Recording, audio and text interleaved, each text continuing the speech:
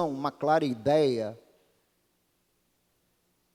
do universo espiritual e das disposições malignas em nos atacar a igreja.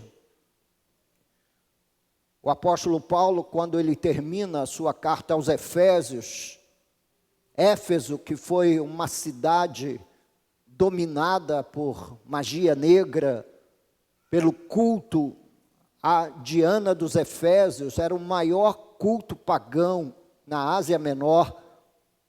Havia um anfiteatro que abrigava cerca de 10.000 pessoas na cidade de Éfeso, e o movimento da pregação do Evangelho naquela cidade foi um movimento que despertou de tal forma os efésios, que diz a Bíblia que eles traziam os seus livros de magia para serem queimados publicamente. A história de como a cidade de Éfeso foi alcançada pelo Evangelho está em Atos capítulo 19. E nós deveríamos olhar para esse e outros textos da Bíblia com uma certa dose generosa de atenção. Não somente para entendermos que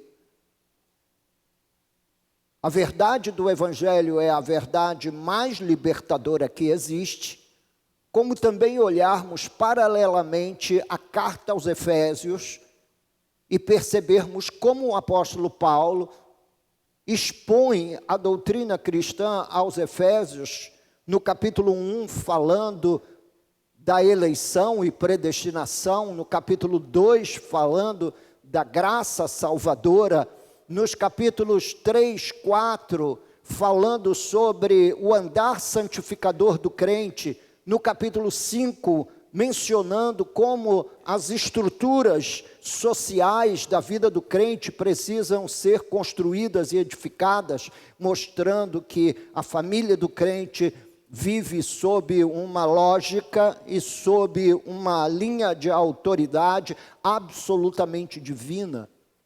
E essa linha de autoridade precisa ser vivida, respeitada por toda a família cujo o homem e a mulher foram iluminados, e em casamentos mistos, infelizmente, aquele que foi iluminado, aquela alma que foi alcançada pela glória da salvação, ter um coração, um sentimento cada vez mais próximo do Senhor e do seu ensino. No capítulo 6, ele termina a carta falando sobre a armadura de Deus, exortando-nos a fortalecermos-nos no Senhor e na força do seu poder, mostrando que nós somos muitas vezes atacados pelos chamados dardos inflamados do maligno, que atravessam as linhas de defesa e vão alcançar muitas vezes o coração de cristãos desavisados no meio da batalha. E aí o apóstolo Paulo ordena que nós façamos uso do escudo da fé, que tenhamos uma fé robustecida, uma fé verdadeira, uma fé escriturística, porque só essa fé pode ser usada para apagar esses dardos inflamados do maligno. Nós não damos conta, na maior parte do tempo, da ação inimiga contra a nossa fé. O pastor Josemar Bessa publicou uma frase essa semana que me calha usar no sermão. Ele disse que há um demônio balançando o berço que embala um cristão sonolento.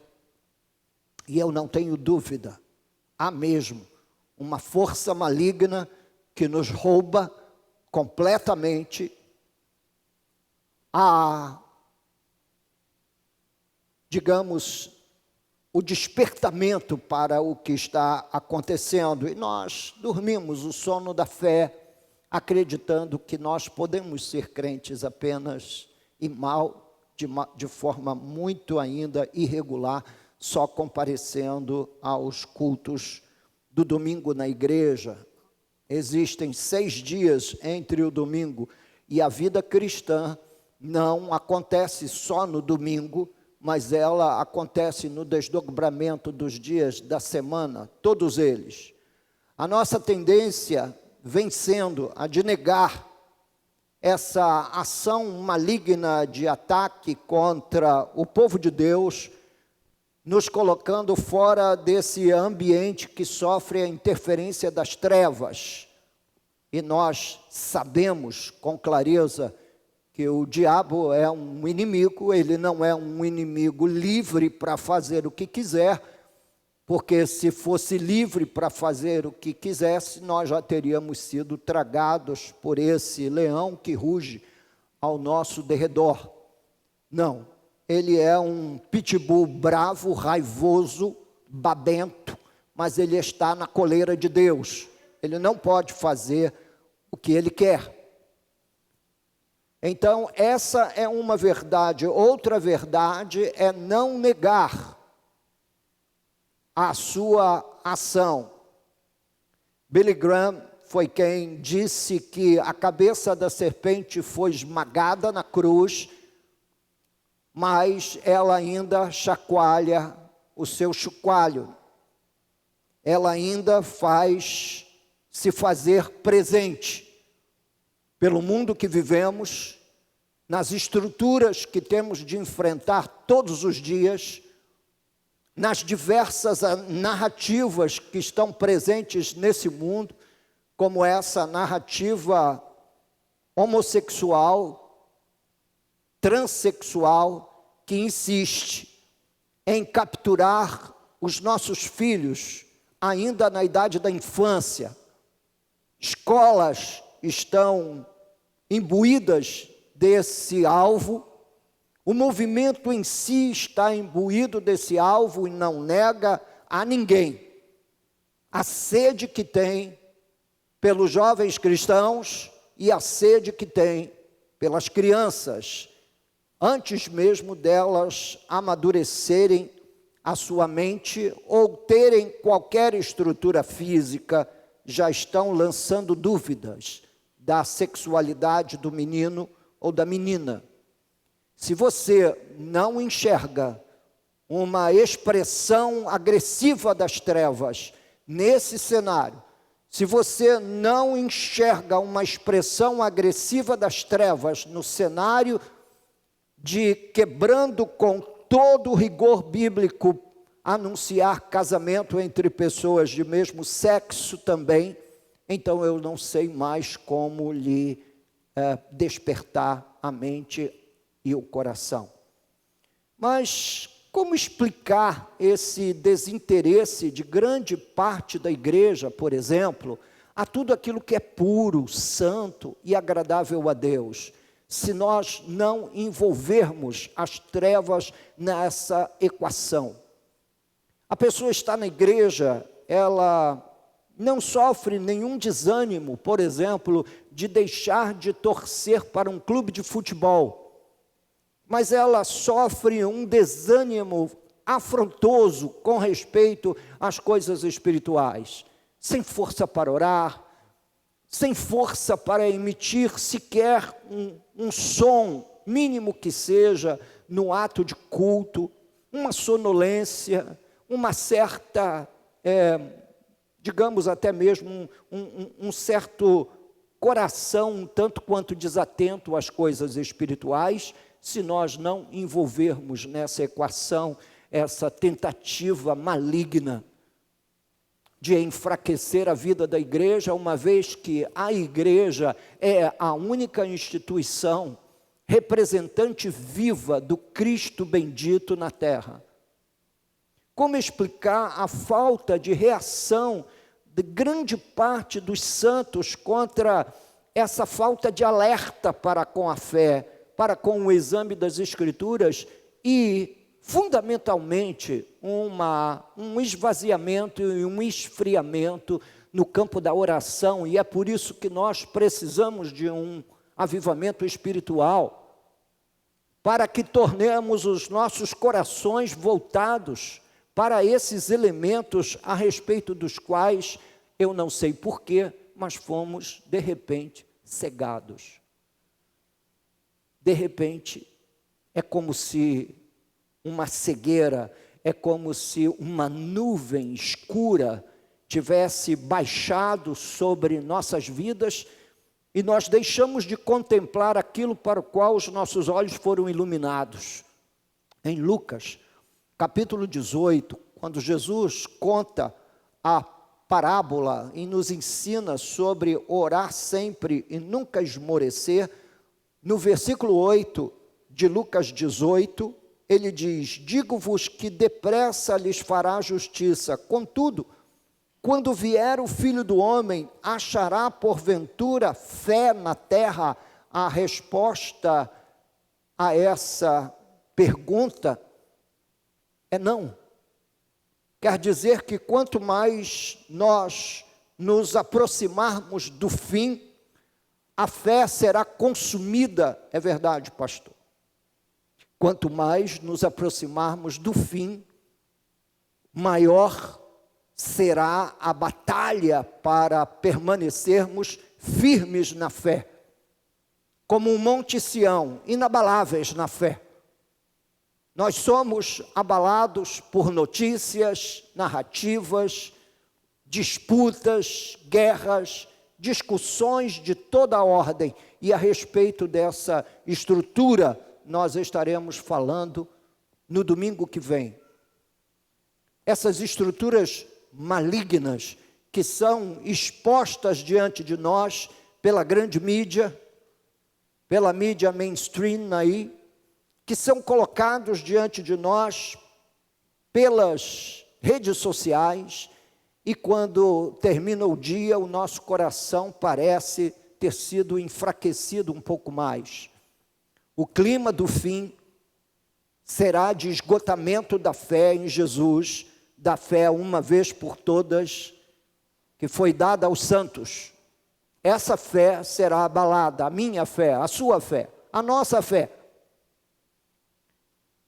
E se Deus não nos visitarmos nas chamas de um novo avivamento, eu não sei o que poderá ser o destino da próxima geração, dessas crianças que vocês estão criando em seus lares, em suas casas.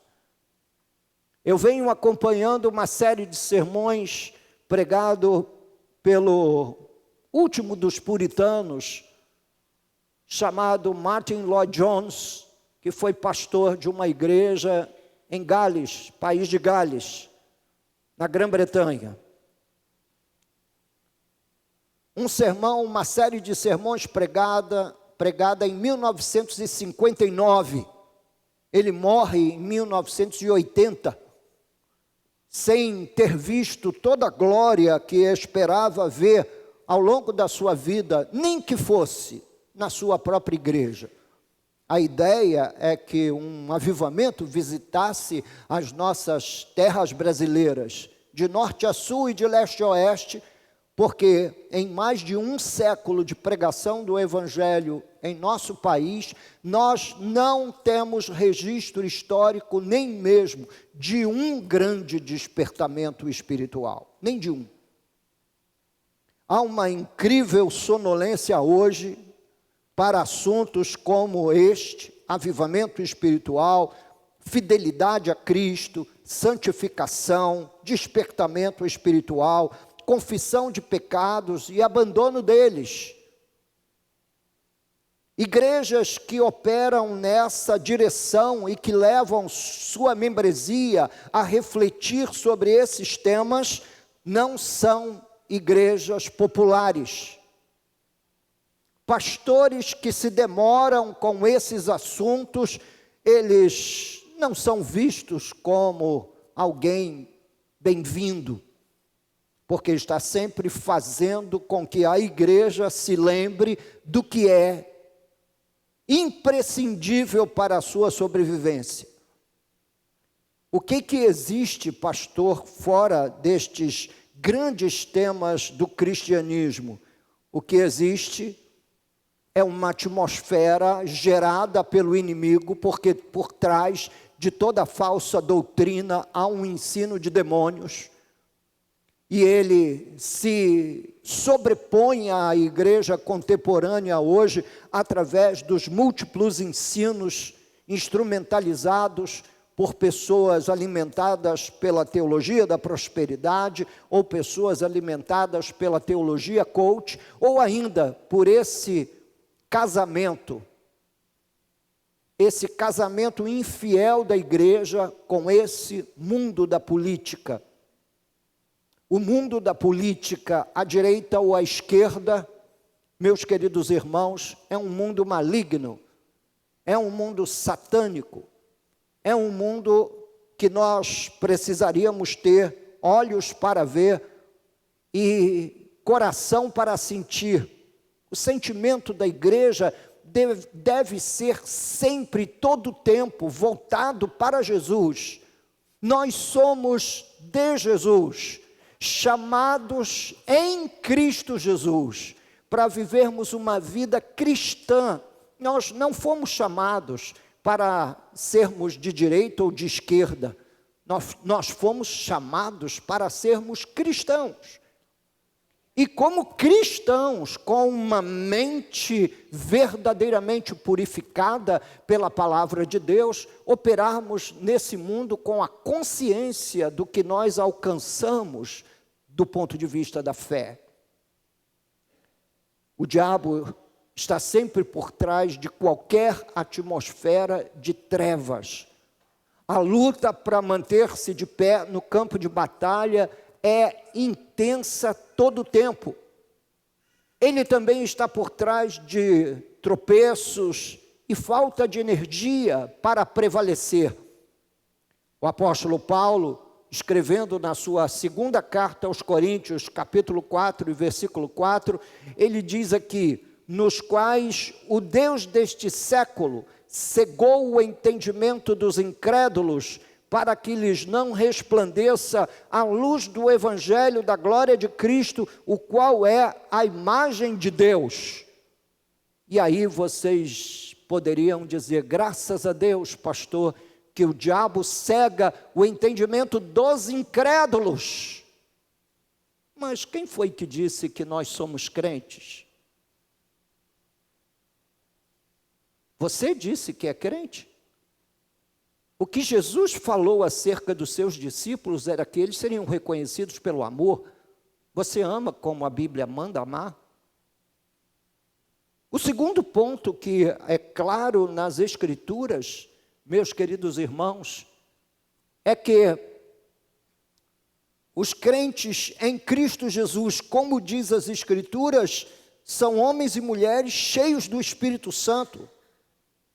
Advogar um artigo de fé é crer em Jesus. Crer em Jesus é viver com rios de água viva fluindo do seu interior. Há muito mais incredulidade na igreja do que nós suspeitamos. Talvez bem mais do que gostaríamos de admitir. Vocês se esqueceram que foi a incredulidade que trouxe as igrejas no hemisfério norte, e aí não somente igrejas na Europa, mas também agora na América do Norte, envolvidas com a teologia liberal. E o que é a teologia liberal, senão você colocar em dúvida o que as Escrituras ensinam, colocar em dúvida o que a palavra de Deus ensina. Por exemplo, você crê na Bíblia? Crê nas Escrituras? Acredita que ela é a palavra de Deus? Qual é o seu nível de relacionamento com a Bíblia?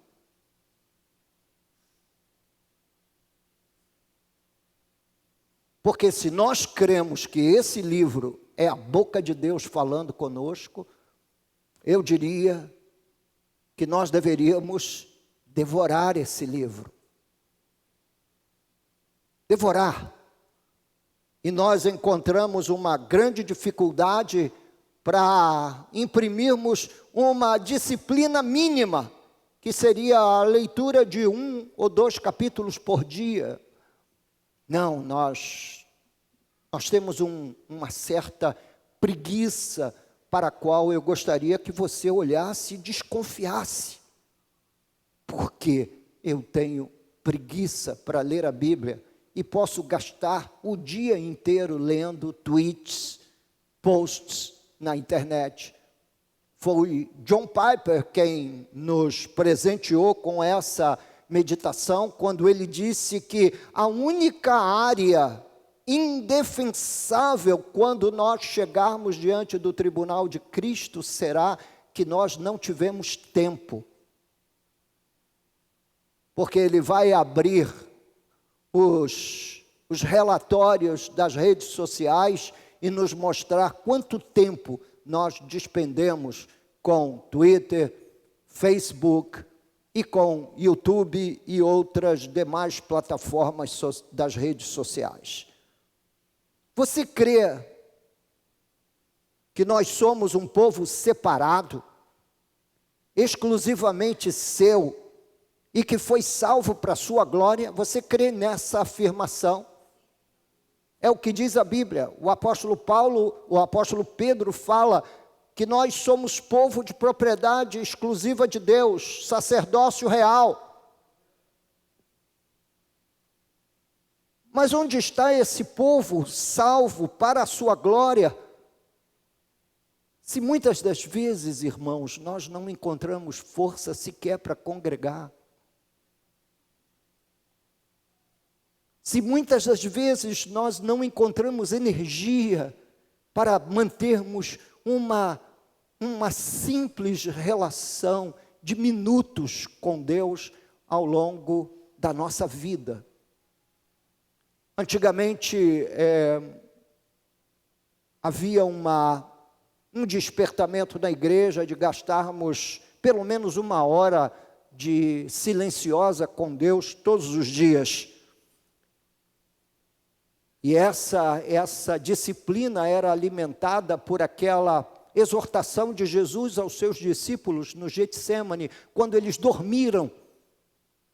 E Jesus perguntou-lhes: nem mesmo 1 hora podem vigiar comigo? Nem 1 hora. E eles, sonolentos, dormiam o sono da morte. Então, meus queridos irmãos, deixa eu continuar incomodando você, mostrando, escancarando a incredulidade da igreja de hoje, e é por isso que o Deus desse século a cega. Você crê na volta de Jesus? Na manifestação eterna do seu reino de justiça e paz? Eu creio. Mas você não treme de como Jesus poderá encontrá-lo? Você não treme quando lê que ele não encontrará fé na terra na sua volta? E que você poderia certamente estar entre todas essas almas arrastadas pela cauda desse dragão vermelho, que nos adverte o Apocalipse, falando que ele mantém uma batalha contra a semente da mulher, contra a igreja de Jesus, contra aqueles que são seus, contra aqueles que foram salvos pelo glorioso Evangelho. Você crê que somente em Cristo há salvação e que a vida como um salvo é tomada de santa paixão e santos afetos, como dizia Edwards? Eu creio nessa igreja apaixonada.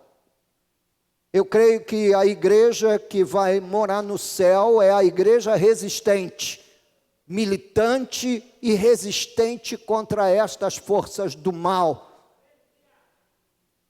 Você não teme pelas sombras de incredulidade e dúvida que muitas das vezes toma o seu coração? Como que dizendo que a igreja é isso mesmo. Numa semana difícil, onde pastores foram presos, denunciados de corrupção no Ministério da Educação, verdade ou mentira, nós não sabemos o quanto tem de verdade nisso e quanto de mentira há nisso. Minha mulher ontem foi interrogada: como é que o seu marido se sente numa circunstância dessa, sendo pastor? Irmãos, eu me sinto honrado de defender o Evangelho do Cordeiro. E eu me sinto honrado e em paz de me levantar diante dos irmãos e de lhe dizer que tenho combatido um bom combate. Tenho guardado a carreira para, no contexto da fé, ser confrontado nos últimos dias pelo Senhor Jesus e permanecer firme nas convicções. Gente, a fé foi varrida do mapa na Europa. Catedrais que no início do século XX, na primeira metade do século XX, lotavam aos domingos, estão vazias. Hospedam hoje bibliotecas e muitas delas hospedam bares. Se você entrar em grandes catedrais, em Amsterdã, na Holanda, berço que foi um berço teológico, a Holanda de Kuyper, hoje está de joelhos diante do liberalismo. Parece-me que Deus deixou aquele espaço e o deserto tomou conta do lugar. Vocês querem isso? Os irmãos, sinceramente, do fundo do seu coração, em resposta à mensagem que vos está sendo pregada, é isso que os irmãos anseiam? Não é isso que eu anseio, mas a nossa fé precisa ganhar um entusiasmo, o entusiasmo mínimo para nós congregarmos, estarmos na presença de Deus, meditarmos em sua palavra e encontrarmos em cada momento em que a palavra de Deus é pregada para nós, uma alegria indizível no coração. Se eu avaliar o amor pelas almas, porque se nós cremos em céu e inferno, a nossa atividade intencional e evangelística deveria ser outra. O que falar então desse amor pelas almas perdidas, por aqueles que alimentam no coração a nossa mesma esperança da vida eterna? Quando nós olhamos para aquele monte de parentes sem crente, sem Jesus, sem salvação, sem pelo menos a oportunidade de ouvirem o Evangelho. Não, pastor, meus parentes não querem saber de Jesus. É verdade, mas você conhece Jesus e você pode orar pelos seus parentes, para que eles encontrem a Jesus. Eu orei pela minha mãe a vida inteira e vi a minha mãe tomar decisão por Cristo dias antes de falecer. Gente, nós precisamos despertar.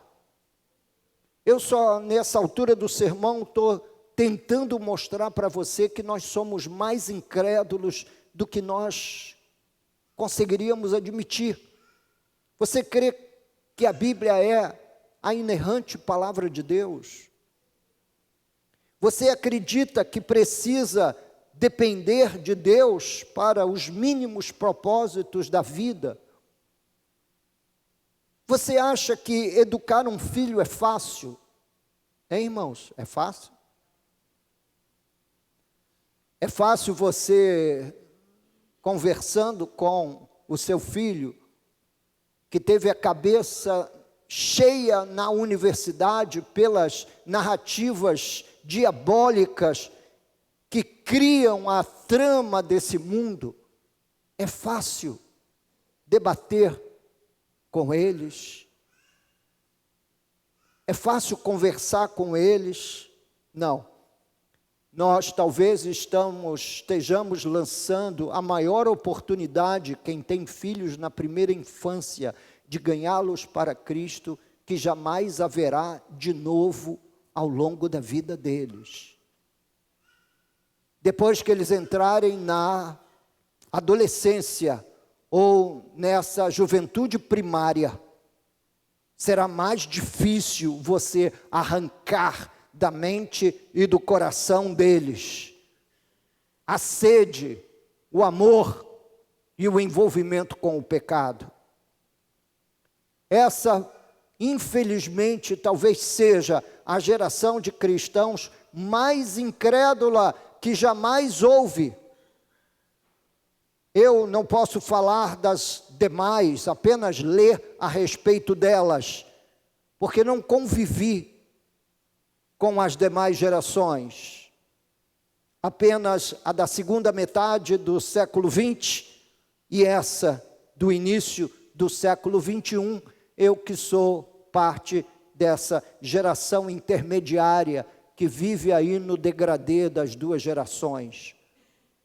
A maior evidência de que nós estamos sendo alvejados pelos dardos inflamados do maligno, seja essa escuridão na qual andamos, em nome de Jesus. Que o Senhor faça brilhar a sua luz outra vez diante dos olhos de toda a igreja. Repetindo, o Deus deste século cegou o entendimento dos incrédulos. Quanto mais dúvida haverá. Quanto maior a incredulidade para com os determinantes do cristianismo e dessa fé que nós dizemos esposar em Cristo, maior será a incredulidade. Quantas vezes sua mente é tomada pela dúvida? Eu admito que um incrédulo mesmo, que nunca tenha envolvimento com as Escrituras, tenha dúvida. Eu me lembro que a pergunta que a minha mãe fazia, quando eu dizia para ela com clareza sobre céu e inferno, as duas realidades que a aguardava depois da morte, ela disse: mas isso é verdade mesmo, meu filho? Eu disse para ela: mãe, eu nunca fui ao céu, embora não falte desejo de um arrebatamento espiritual, e ir ao terceiro céu, dar um passeio, como o apóstolo Paulo fez. E muito menos, mãe, eu não sei o que é o inferno. Eu nunca vi o inferno.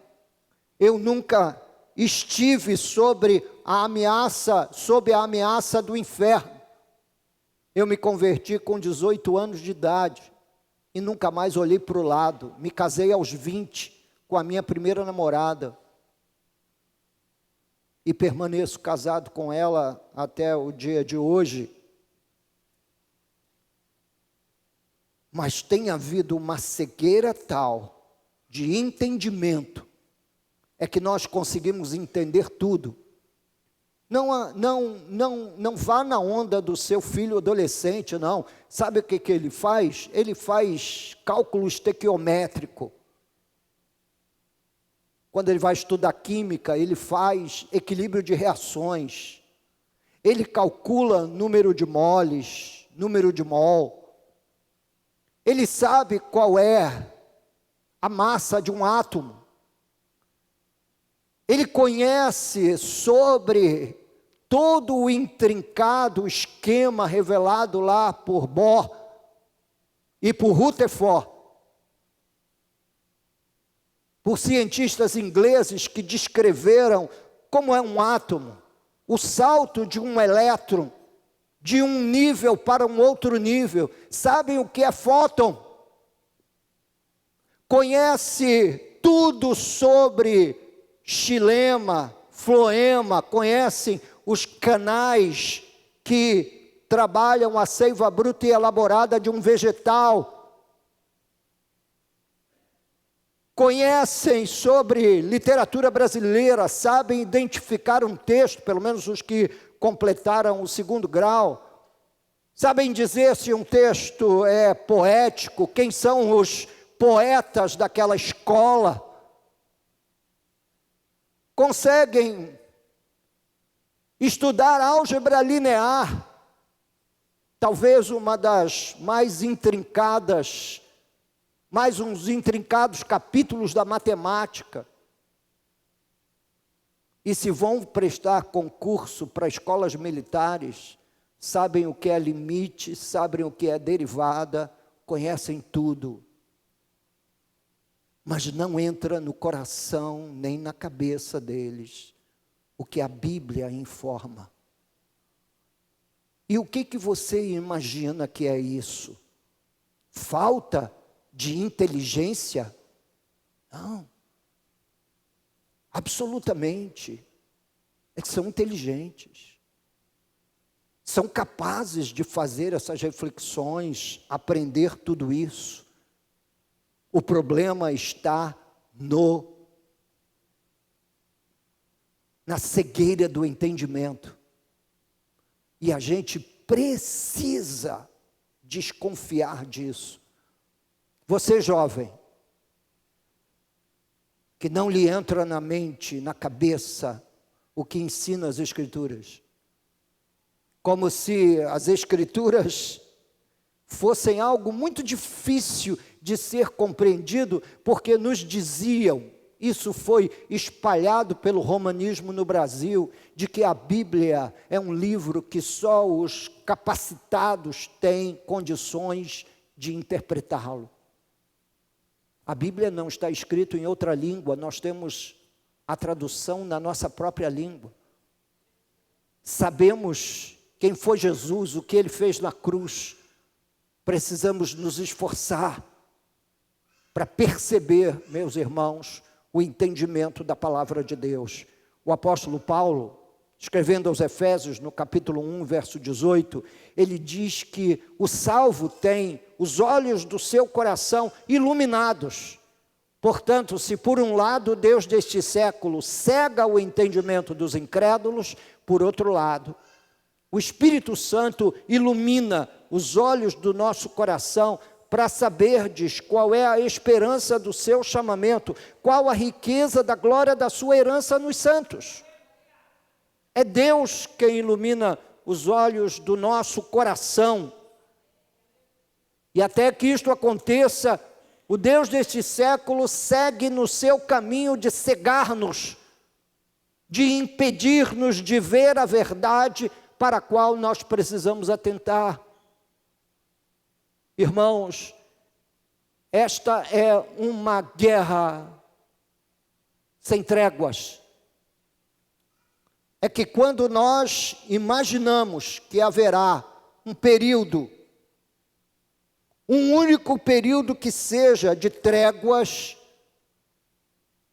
é um engano. As trevas só se afastam de nós até a ocasião oportuna. Foi assim com Jesus, e é assim conosco, e será assim com todos que abraçarem a fé em Cristo. Esta guerra, esta batalha entre luz e sombras, se desenrola diariamente diante de nós, acima, isso é, infelizmente, acima de qualquer suspeita. Nós interagimos em redes sociais sem desconfiarmos que ações malignas estão sendo arroladas ali. Nós alugamos filmes em Netflix, ou para quem tem TV por assinatura, no Now, ou em qualquer outra rede que hospeda esses vídeos, imaginando meus queridos irmãos, que tudo aquilo é neutro, inocente. Mas não. Há uma evidência dessa cegueira espiritual no nosso desinteresse pela fé, na nossa falta de reação espiritual, na nossa distância para com o reino de Deus. E para isso, eu chamo a sua atenção. Mas a grande pergunta que surge no cenário é como é que nós vamos fazer esta guerra? Como lidar com estas forças invisíveis e canceladoras? O apóstolo Paulo nos dá algumas informações para isso.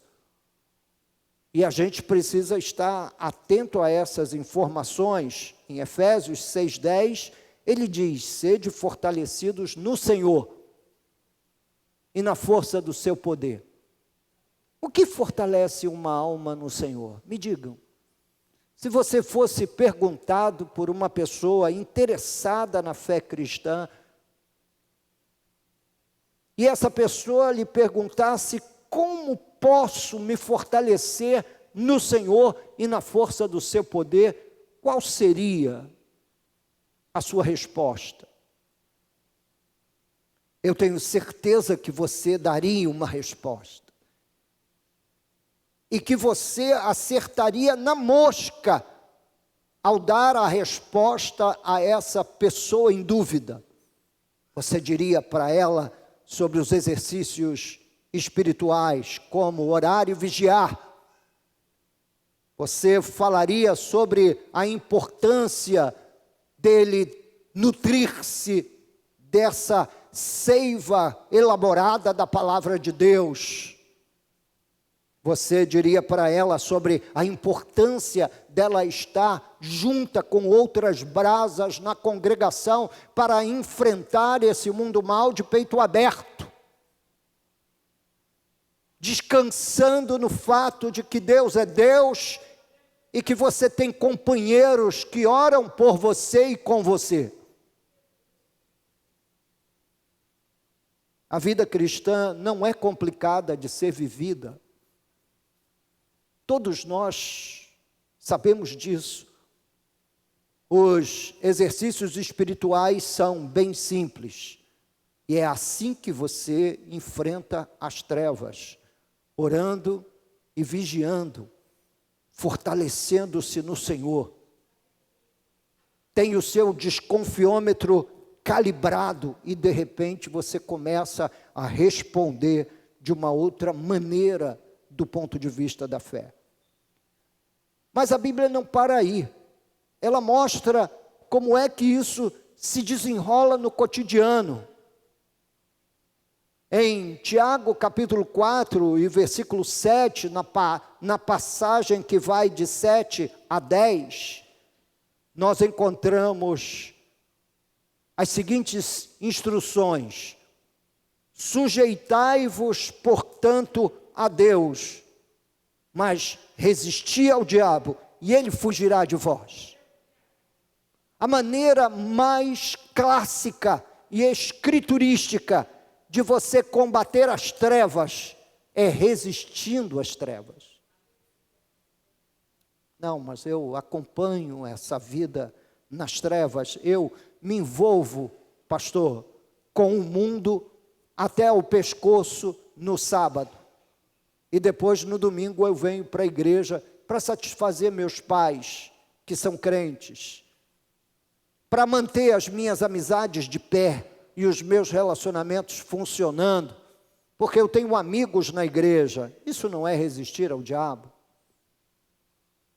Resistir ao diabo é dizer não, é dizer sim a Deus. Mas o que significa sujeitar-se a Deus? Os atos espirituais são atos de resistência. Orar, ler as Escrituras, viver pela fé, não é uma atividade natural. Ou mesmo cultuarmos publicamente, eu entendo. o preço que os irmãos tiveram que pagar para deixar as cobertas nessa manhã fria de inverno.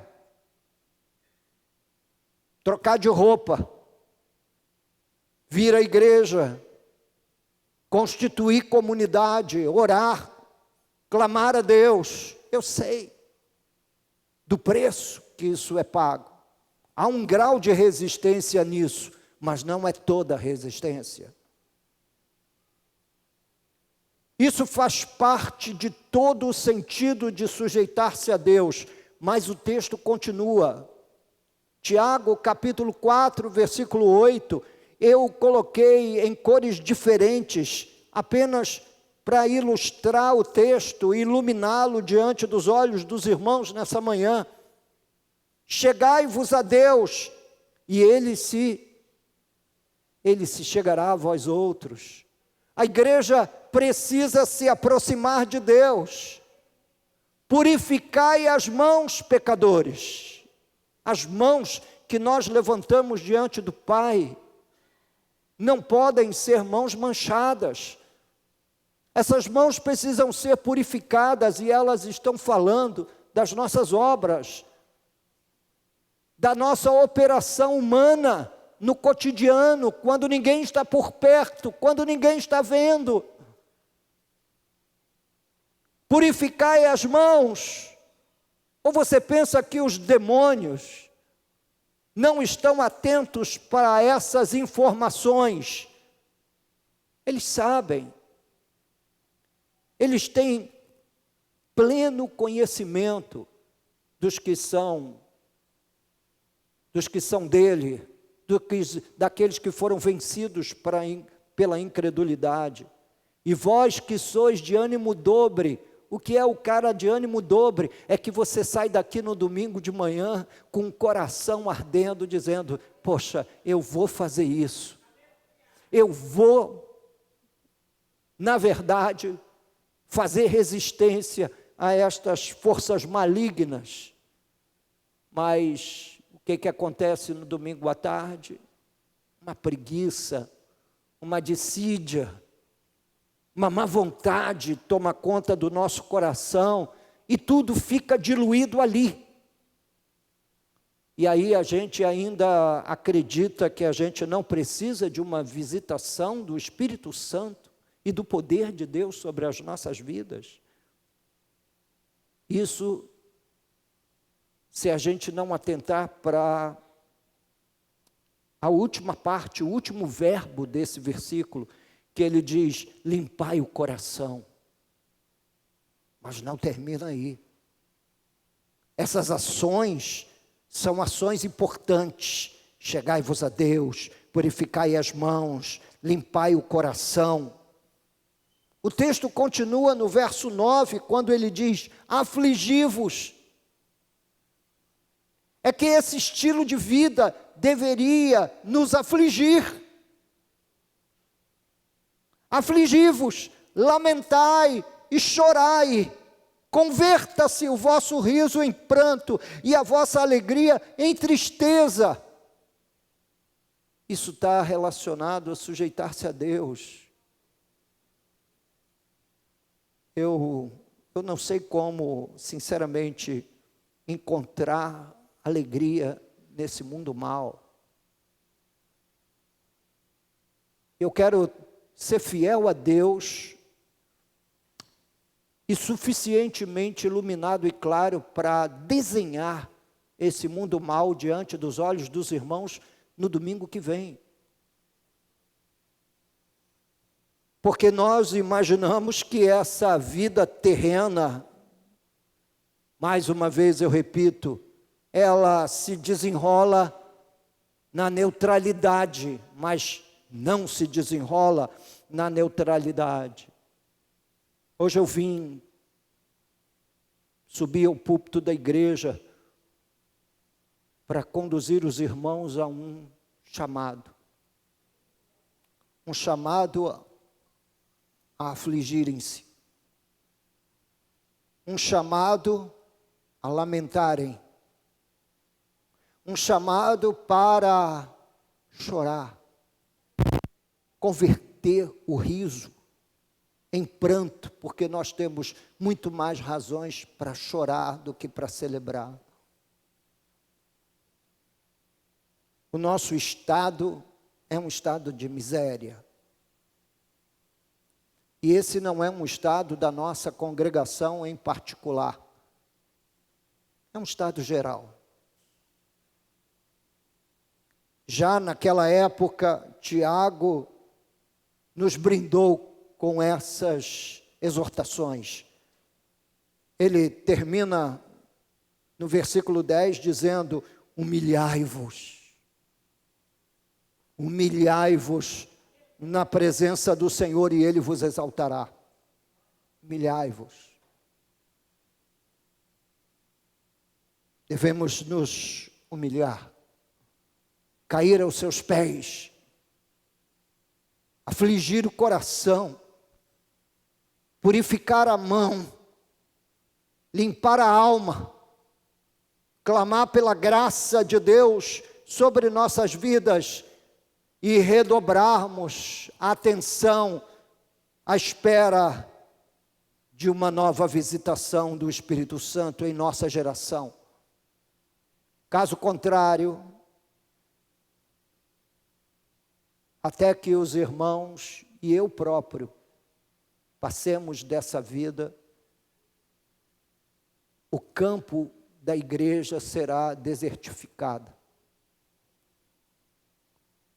O tom que nós vemos nessa resistência que precisamos ter contra o mal é o tom de uma convocação para uma santa revisão de vida.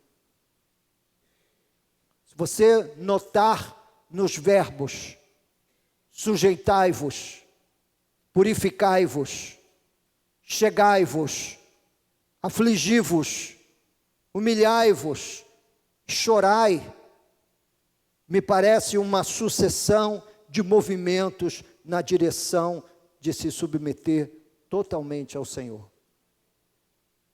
Finalmente, me parece que na batalha o inimigo identifica quem está alinhado nas fileiras do Cordeiro, observando o seu grau de compromisso, sujeição e resistência.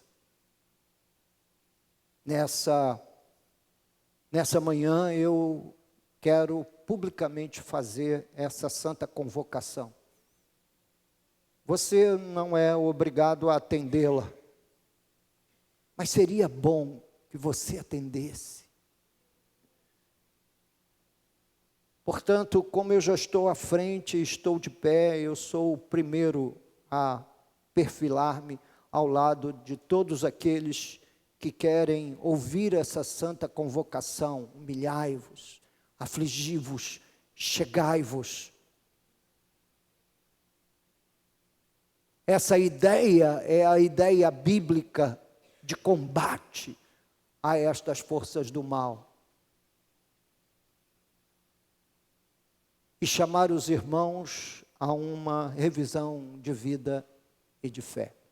Eu vou pedir que todos vocês que tiverem o desejo de fazer isso, por favor, fique de pé onde você estiver.